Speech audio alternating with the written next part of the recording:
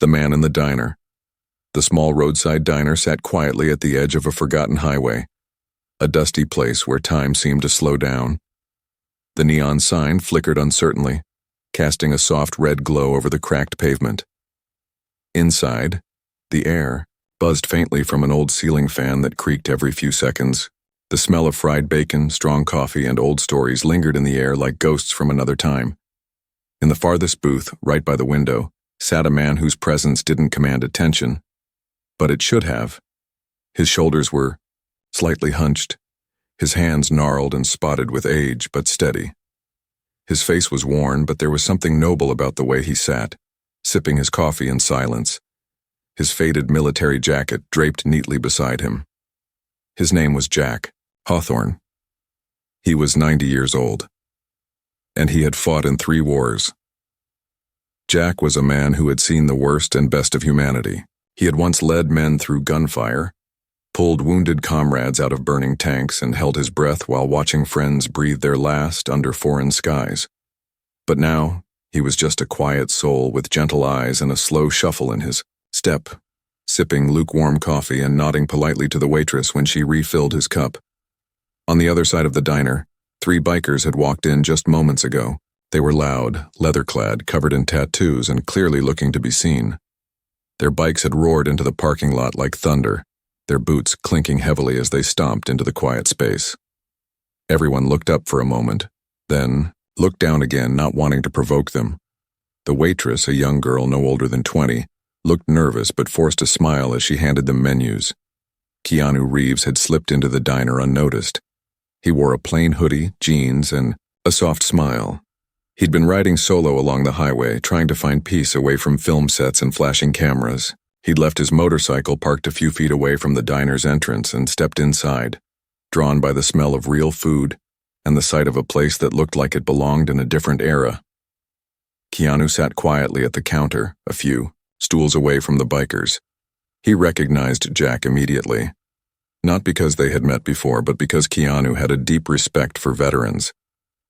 His father had served briefly before disappearing from his life. Keanu always felt a quiet gratitude for men like Jack who gave their youth to protect others.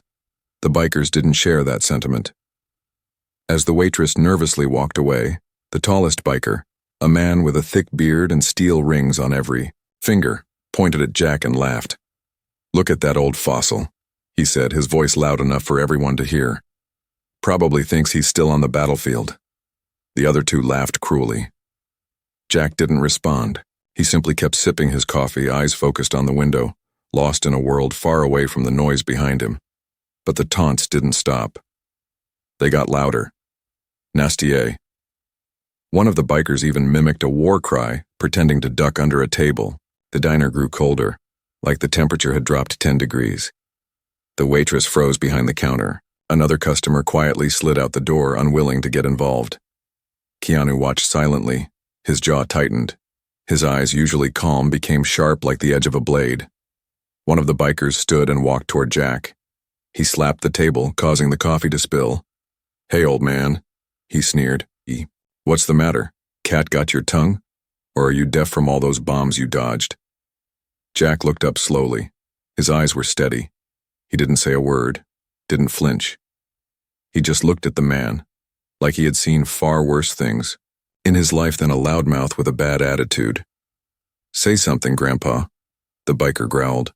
Then he did something that changed everything. He struck Jack across the face. It wasn't a hard punch. Jack didn't fall, but the sound of skin meeting skin echoed through the diner like a gunshot. The entire room went dead silent. The waitress gasped. Someone in the kitchen dropped a pan, and Keanu Reeves stood up. No one noticed at first. Not even the bikers. Keanu didn't shout. He didn't storm forward. He just walked, slowly, quietly, purposefully, across the floor toward Jack's booth. Jack touched his cheek, still not reacting. With anger, he just looked up at Keanu, confused, not yet recognizing him. Keanu didn't speak to the bikers. Not yet. He looked at Jack and said softly, "Are you okay, sir?"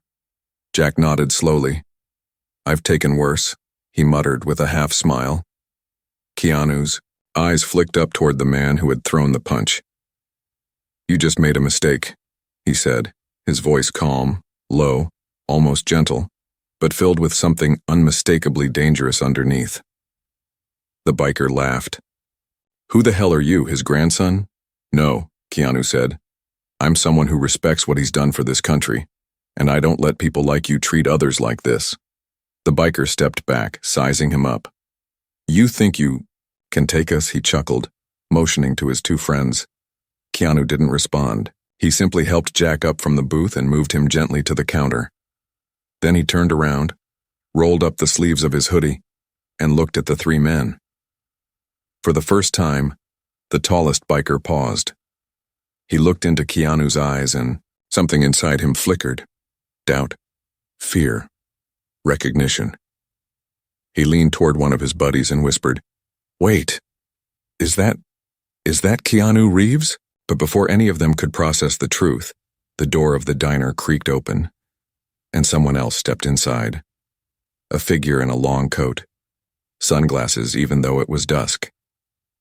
The man paused, looked around the room, and locked eyes with Keanu. Then, he said just 5 words. "You called for backup, John?" The room froze because what none of the bikers knew was that this wasn't going to be a fight they'd walk away from with just bruised pride. Backup has arrived. The silence that followed those 5 words was thick, almost unnatural. The man who had just entered the diner didn't look like much. At first glance, tall, calm, deliberate. His coat brushed the floor as he walked. He had a presence that demanded attention without ever raising his voice. The way he moved made time feel like it slowed down. Even the ceiling fan seemed to hesitate with each rotation. The 3 bikers looked at him, then at Keanu, and something unspoken passed between them. They were beginning to understand that this wasn't a regular roadside diner anymore.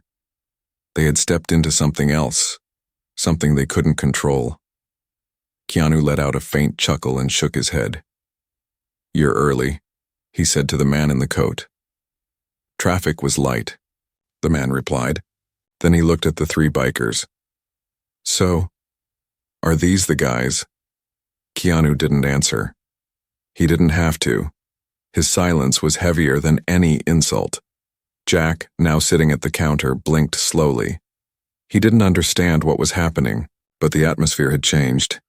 He wasn't sure how, but it reminded him of a battlefield right before something exploded. He leaned toward the waitress and asked quietly, "Who are these men?" The waitress, still shaken, whispered back, I think that's Keanu Reeves, and I think that's someone who works with him. I've seen them together online. Charity work. Some kind of foundation. They help people." Jack nodded, then looked at Keanu. For the first time, his hands trembled. Not from fear, but from the deep stirring of something he hadn't felt in years. Not since the war. Protection. Solidarity. Someone standing beside him when he had no strength left to stand on his own. The bikers, meanwhile, were still trying to recover their pride. The leader, the one who had thrown the punch, tried to laugh. It came out weak, unsure. "Look," he said, his voice louder than it needed to be. "We didn't mean anything by it. The old man was staring at us. I was just messing around." Keanu didn't blink. "You call that messing around?" His words weren't loud, but they had weight. The kind of weight that bends steel and shakes the ground. He took a step forward, his boots making no sound. And the second biker, a younger man with a mohawk, backed, up instinctively. "This man," Keanu continued, pointing to Jack, "gave everything for people like you. While you were still learning how to ride a tricycle, he was crawling through the mud with bullets flying over his head. He saw his best friends die. He saw pain you can't even imagine. And today, he just wanted a cup of coffee.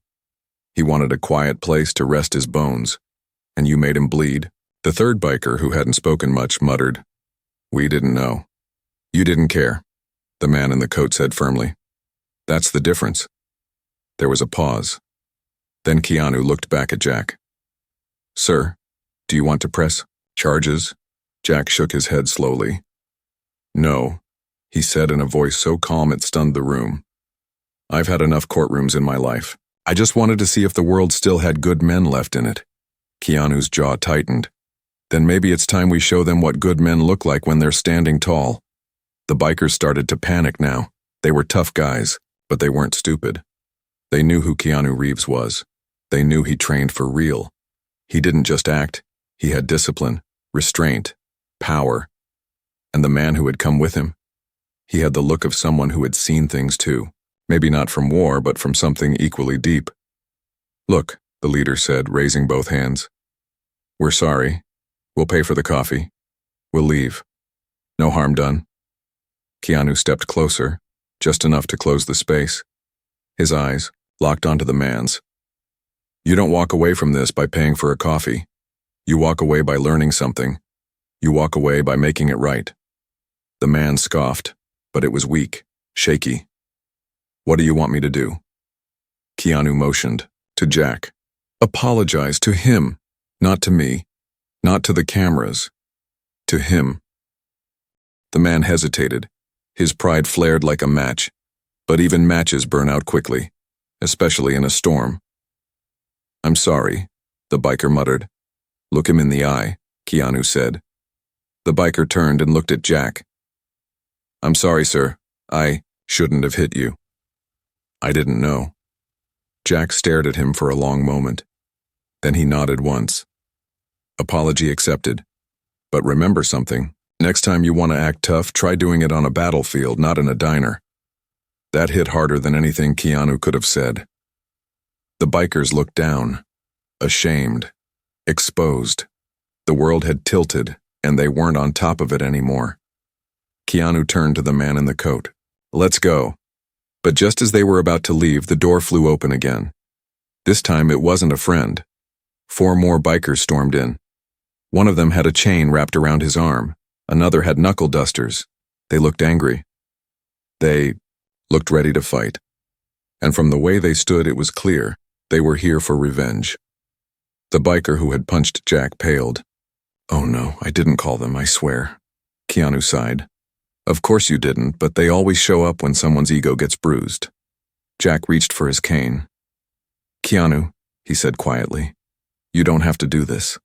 "Yes," Keanu replied without turning around. "I do." The leader of the new group pointed at Keanu. "You think you're some kind of hero? You messed with my boys?" Keanu stepped forward, slow and calm. "No," he said. "Your boys messed with the wrong man." The air grew dense. The waitress ducked behind the counter. Jack gripped the edge of the table, ready to act despite his age. The entire diner was on the edge of something terrible. And then, without warning, one of the new bikers lunged. What happened next would be remembered by everyone in that diner for the rest of their lives. What happened next shook the whole diner. The biker who lunged was a mountain of a man.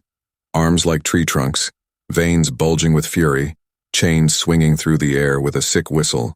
The chain arced toward Keanu like a venomous snake, but before it could touch him, time seemed to slow. Keanu didn't flinch. He didn't even step back. Instead, with a movement so swift it barely registered, he tilted his body sideways, the chain slicing through empty space, and with his left hand caught the biker's wrist mid-swing. There was a sound, not loud but solid, the sound of a man's body being redirected by sheer precision. Keanu stepped in, twisted the attacker's arm with a subtle shift in momentum, and brought the biker to one knee. It wasn't brutal. It wasn't flashy. It was controlled, measured, like a master correcting a mistake. The man groaned in pain, not from the force, but from the realization that he had no control left. The diner exploded into chaos. Chairs scraped the floor as people ducked. The second biker with brass knuckles came in from the side, but the man in the long coat, Keanu's quiet companion, was already moving. Without a word, he stepped forward, deflecting the incoming fist with a smooth parry and planting his palm against the biker's chest. It wasn't a punch. It was a push filled with perfect timing and unshakable balance. The biker stumbled backward into a booth, knocking over a plate of untouched pie and falling to the ground with a groan. By now, everyone was watching from behind. Counters, tables, and booths, their eyes wide, mouths slightly open. This wasn't a street brawl. This wasn't movie choreography either. It was something deeper, something real, like watching 2 men who had trained their bodies to respond without ego, only intention. The remaining two bikers hesitated. They had seen enough to know they were outmatched. But pride is a dangerous thing. One of them pulled out a switchblade and pointed it toward Jack. "Back off!" he shouted, his voice trembling. "Or the old man gets it." The room gasped. Keanu's expression didn't change. He didn't show fear, but something shifted. In his posture, something ancient, protective, primal. Jack didn't move. He looked at the blade calmly, almost too calmly for a man his age, and quietly placed his hand on the table, as if surrendering. But what no one noticed was that his other hand, under the table, was holding a fork. "Don't do this," Keanu said to the man with the knife. "This isn't who you are." "You don't know me," the biker barked back, edging closer to Jack. "I know enough," Keanu said slowly, his eyes fixed on the man's. "I know you're scared, not of me, not of jail, but of being nobody. You walk around like you've got something to prove. You bully strangers to feel strong. But deep down, you're afraid you don't matter. And hurting a 90-year-old war hero won't change that. It'll only prove you're weaker than you believe." The words landed like heavy stones in the man's chest. He stood frozen, knife still raised but unsure. Confused, angry at himself more than anyone else. And then something incredible happened. Jack slowly stood. His hand, still hidden under the table, gripped the fork with the same control he once held a rifle. His legs shook, but his voice did not. "Son," he said quietly, "when you've seen your best friend jump on a grenade to save his unit, you learn real fast what strength looks like. And this, waving a blade at an old man, that's not strength, that's cowardice." The man faltered. His hand trembled. The blade dipped slightly. Jack raised the fork and placed it on the table as if signaling he was unarmed. "You can end this now, or you can keep digging the hole you're standing in." For a moment, the biker said nothing. Then his shoulders dropped. His hand opened and the knife clattered to the floor. The silence that followed felt holy. Keanu walked over, kicked the blade gently out of reach, then turned to the first biker, the one who had punched Jack. "You brought this in here. You escalated it. Now you're going to fix it." "How?" the man asked quietly, finally broken. Keanu turned to Jack. "Sir, would you allow this man to drive you home?" Jack raised an eyebrow. "Only if he promises not to punch me again." The biker gave a weak smile. "I promise. And I'll buy you dinner too. Steak if you're up for it." Jack nodded. "Make it medium rare, and don't skimp on the mashed potatoes." The diner laughed, softly at first, then louder. The tension cracked, releasing like a storm finally letting go of its weight. The bikers helped clean up the mess. The waitress, still shaking, brought fresh coffee for everyone. Keanu helped fix a broken chair. The man in the long coat sat with the quiet biker and spoke to him in low tones, words that no one else could hear but that visibly calmed the young man's nerves. Outside, the sky had shifted. The clouds were gone and sunlight streamed through the windows like forgiveness.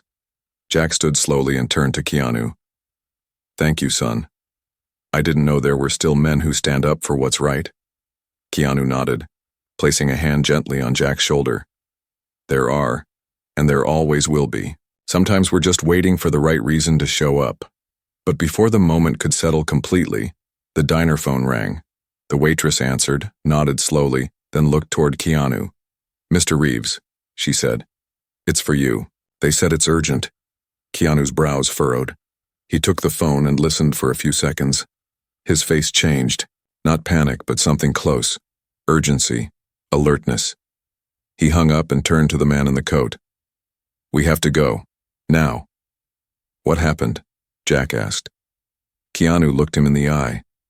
"Someone's trying to silence a story, and they think no. One's watching, but they're wrong." "What story?"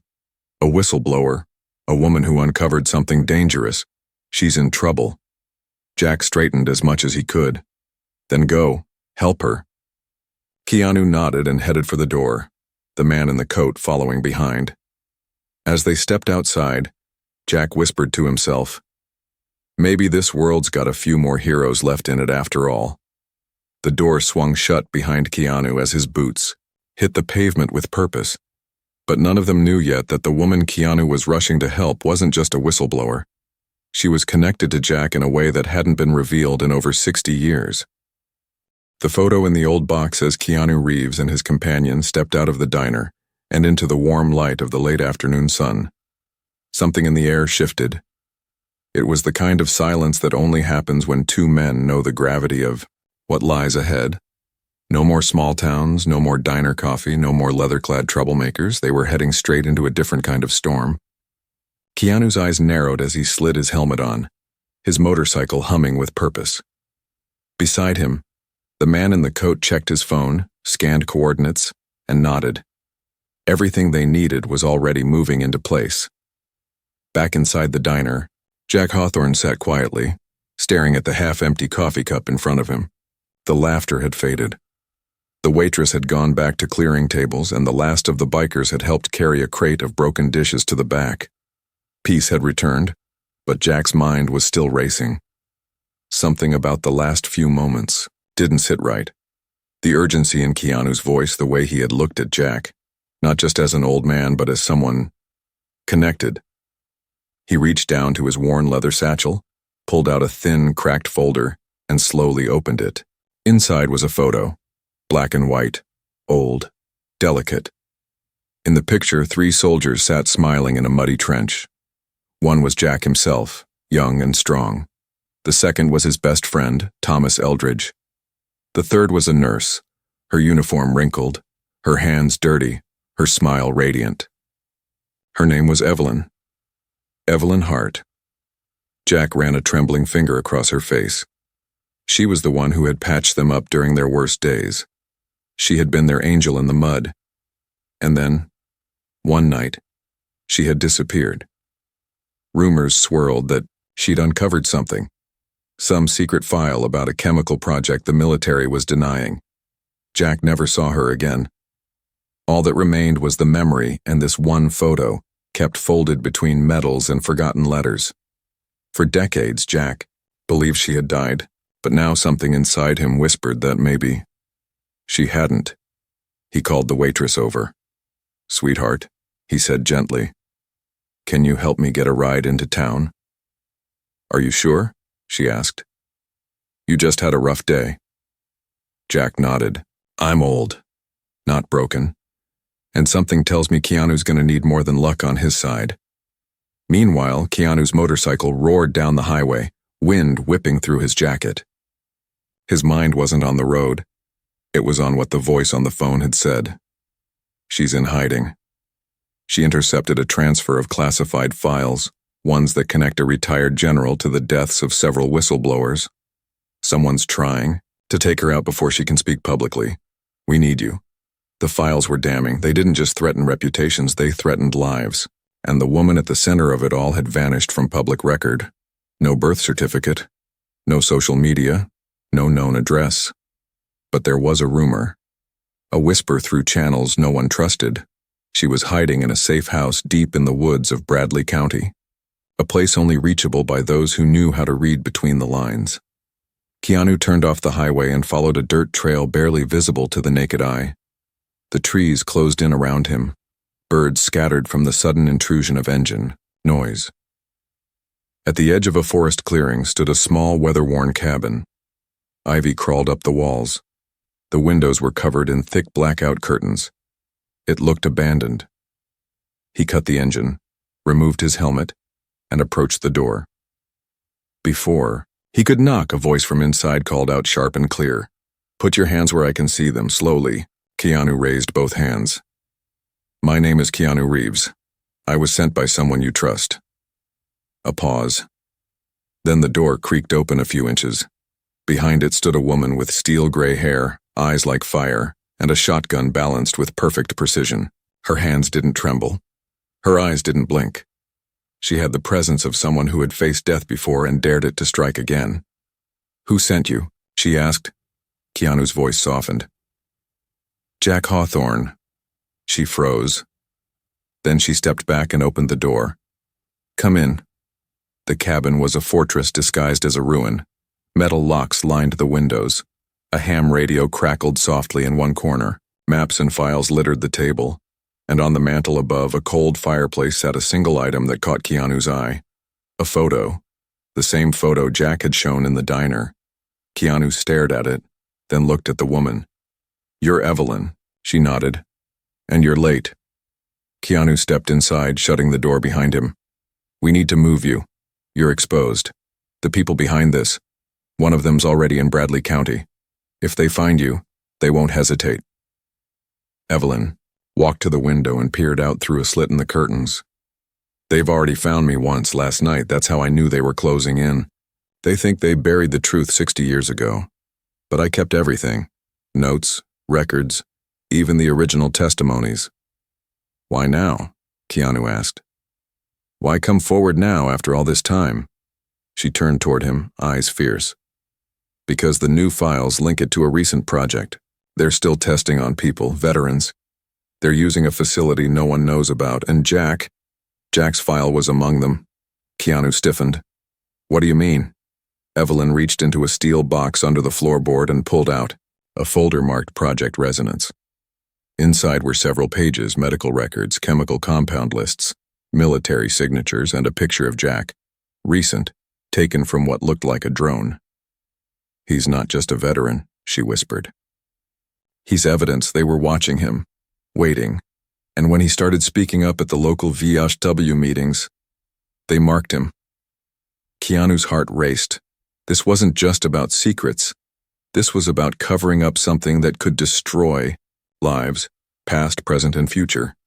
Suddenly, a sharp sound cut through the air, tires crunching gravel, lights piercing the woods. Someone was outside. Evelyn grabbed her shotgun. Keanu moved to the side window, saw the outlines of two black SUVs.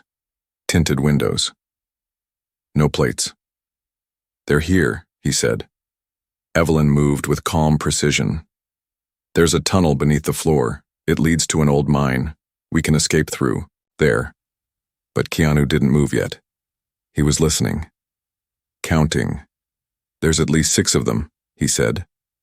"And they're armed." Evelyn looked at him. "We can't win in a firefight." "We won't," Keanu said, "but we're not going out the front door either." He picked up the photo from the mantel and folded it carefully. "We're going to finish what Jack started." Outside, men in black tactical gear moved through the trees, closing in on the cabin. One of them raised a hand, signaling the others to surround the house. Inside, KeanuReeves and Evelyn Hart vanished through a trapdoor beneath the living room floor, into darkness, carrying decades of buried truth in their hands.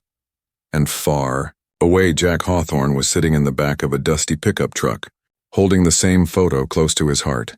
He had no idea that the nurse he once loved, the one he believed had vanished forever, was alive and fighting again. Beneath the surface, the truth burns. The tunnel beneath the cabin was nothing more than a jagged scar of earth and time. Narrow, cold, and heavy with silence, it felt less like an escape route and more like a descent into buried memory. KeanuReeves ducked his head to avoid the beams above while guiding Evelyn Hart through the winding path. They moved quickly, their footsteps muffled by the damp soil. Only the flickering beam of Keanu's small flashlight lit the way ahead. Behind them, muffled thuds echoed through the ground. Boots upstairs, ransacking the cabin. Drawers were yanked open, furniture overturned, files probably being set ablaze. But the most important ones, the ones that couldn't be replaced, were now inside Keanu's backpack, along with something far more dangerous than any secret, a living witness. Evelyn hadn't spoken since they descended, not out of fear but focus. Her mind was calculating, her every breath measured. She had been hunted before, betrayed by men she once trusted, and forced to disappear to protect people who didn't even know her name. Now, with Keanu at her side, she wasn't hiding anymore. She was preparing to reveal everything.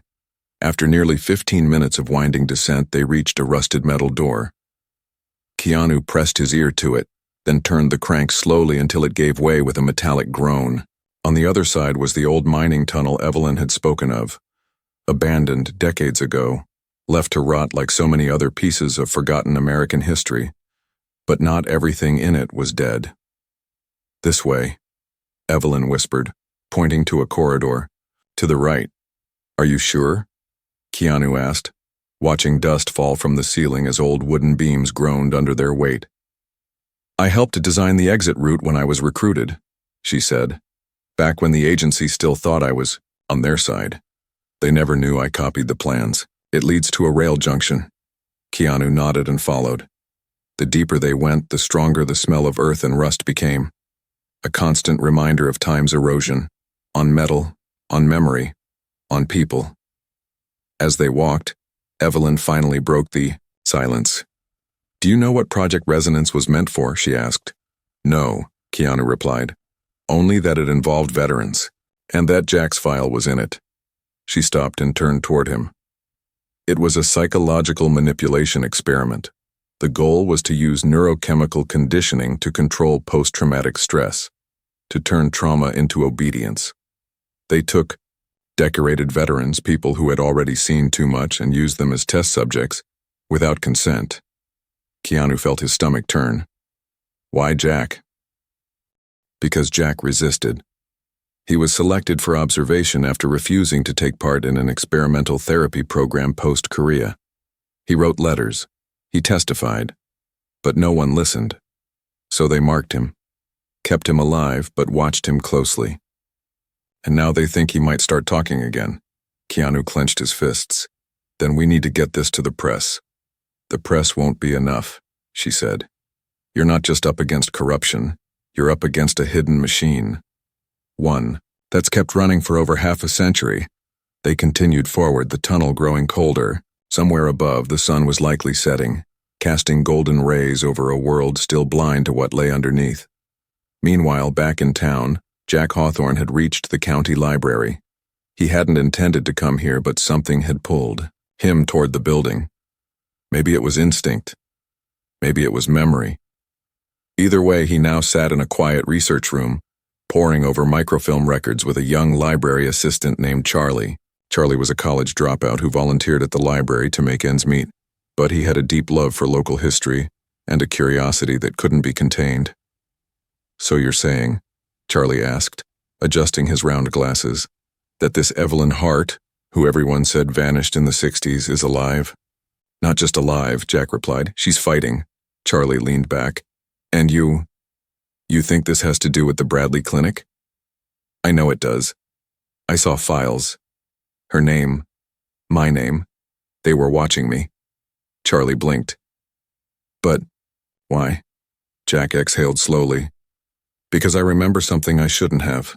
There was a day after a mission in South Korea when they gave us injections, said it was for malaria. But we were already vaccinated, and afterward I didn't sleep for 3 weeks. Then the nightmares started." Charlie looked stunned. "Do you have proof?" Jack shook his head. "I have memory, and now I have the face of someone who remembers with me." Meanwhile, deep beneath the earth, Keanu and Evelyn finally reached the end of the tunnel. They emerged into an abandoned switching station filled with dust-covered crates, rusting machinery, and echoes of a past no one remembered. Keanu climbed up to a metal platform and checked the signal repeater above. It was broken, no chance of calling out. "We'll have to hike to the next ridge," he said. "There's an emergency beacon in my bike kit." But just as he turned to descend, Evelyn gripped his arm. "Wait." She pulled from her coat a thin envelope, one she had kept hidden from even him until now. "These are the final documents," she said. "Copies of everything, medical records, signed orders, even audio recordings from internal meetings. If something happens to me, get this to someone who can protect it." Keanu nodded slowly. "Nothing's going to happen to you." But even as he said it, something in the air shifted, a distant noise, metal on metal. Footsteps. They weren't alone. Keanu immediately crouched, motioning Evelyn to cover. He scanned the catwalks above, the broken tunnels ahead, the shafts behind. Shadows flickered. "They tracked us," he whispered. "They're moving in." Evelyn readied her shotgun. "I won't run." "You won't have to," Keanu said, pulling a small metal baton from inside his jacket. With a swift click, it extended to full length. But if this goes bad, promise me you'll run for Jack. He needs to know. She hesitated, then nodded. Promise me something too, she said. Anything. Don't let them erase us, not again. Keanu's jaw tightened. They won't. Above them, a voice echoed down the steel walls. KeanuReeves. Step into the open. Hand. Over the woman. And no one has to die. Keanu laughed. Softly. Grimly. I've heard that lie before. From the shadows, 4 figures emerged. Armed, coordinated, wearing no insignias. But KeanuReeves stood his ground. And Evelyn Hart, long thought to be a ghost of the past, raised her shotgun beside him. They weren't just protecting documents. They were protecting every name, every memory, every person the world had tried to forget. And in that moment, something powerful stirred, something not even bullets could kill. The weight of names they tried to erase beneath the cold steel of the old switching station, time paused. The air held its breath. 4 figures in black tactical gear stood across the shadowed space, guns raised, voices quiet and cold. They moved like men who had done this before, not just once, not just as a job, but as a routine. But tonight, they faced something different. Not a frightened informant, not a cornered traitor. They were staring into the calm, burning eyes of KeanuReeves, and beside him, a woman who had been silent for 6 decades and was ready to burn the world down if it meant being heard. Keanu took 1 slow step forward, his baton loose in his right hand, his left ready to disarm or shield at the blink of danger. He didn't speak yet. He let the moment thicken, let the weight of his presence settle into the men across from him. They were well trained, maybe even elite. But they weren't him, and they didn't know Evelyn Hart. Evelyn moved to the side, her shotgun held low, aimed toward the floor but ready. Her movements weren't flashy. She wasn't trying to be a warrior, she was simply prepared. This wasn't vengeance, it wasn't ego. It was duty. Duty to Jack, to the others, to herself. One of the agents stepped forward slightly, tilting his head as if unsure. This doesn't have to be messy, he said. You're not on camera, no crowd to protect, no headlines to hide behind, just a clean finish. Hand her over and we disappear. Keanu tilted his head, almost curious.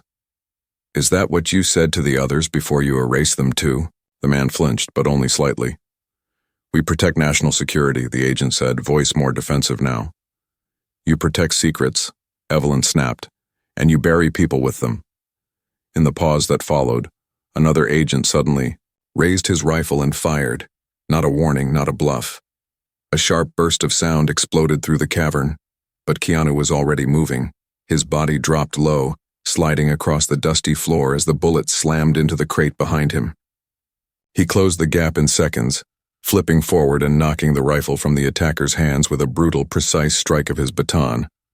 Before the second agent could react, Keanu spun, disarmed him, and shoved him into the rusted railing, which cracked with a groan.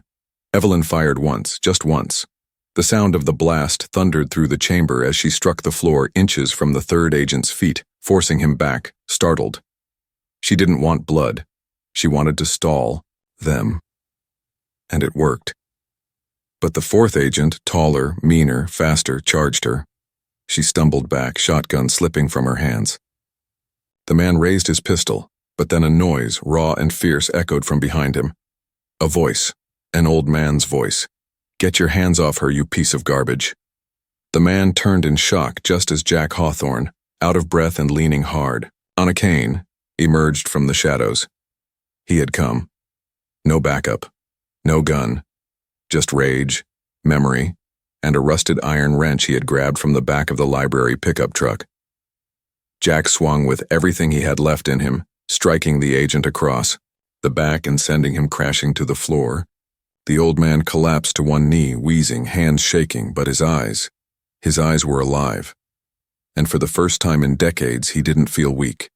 He felt whole. Keanu reached him within seconds. Jack, what are you doing here? Jack grinned, bloody at the lip. I figured you could use a distraction. Evelyn rushed to his side, her hands gripped his arms. You fool. You could have died. So could you, Jack whispered. But you didn't. Not then. Not now. Sirens screamed in the distance, real ones this time. Local police, federal agents, and not the kind who wore masks in the dark. The kind who would respond to the files Keanu had already sent the moment they entered the tunnel. The fail-safe Evelyn didn't know existed. Every folder, every document, every confession. Transmitted to trusted journalists, watchdogs, and lawmakers who weren't part of the machine. The agents on the ground, wounded and stunned, looked up as floodlights pierced the tunnels. Voices barked from loudspeakers. Backup arrived.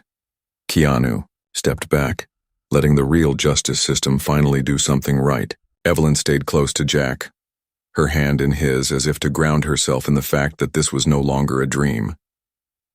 Hours later, as the switching station was cleared, as evidence was secured and the captured agents processed, Keanu, Jack, and Evelyn stood quietly outside under the early morning sky.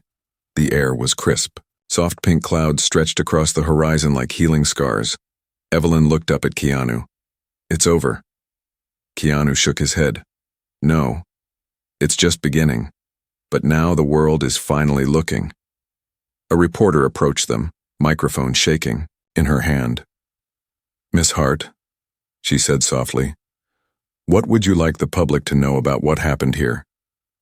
Evelyn glanced at Jack. He nodded. She turned back to the camera. Her voice was steady. This wasn't just about secrets. This was about people, names, lives. They told us we were disposable, but we weren't. We were human beings who served this country, and we won't be forgotten. As the sun rose higher, Jack reached into his coat and pulled out the photo. Creased, weathered, sacred, he held it high. The reporter zoomed in. These are the faces they tried to erase, he said, but not anymore. Keanu placed a hand on Jack's shoulder. You saved her, he said. Jack smiled. No, she saved me, all over again. Keanu looked out toward the road where his motorcycle waited. Part of him itched to ride, to disappear, again. But not today. Today he stayed, not as a celebrity, not as a hero, but as a witness. To truth, to courage, to two souls who had survived the silence, and finally found their voices.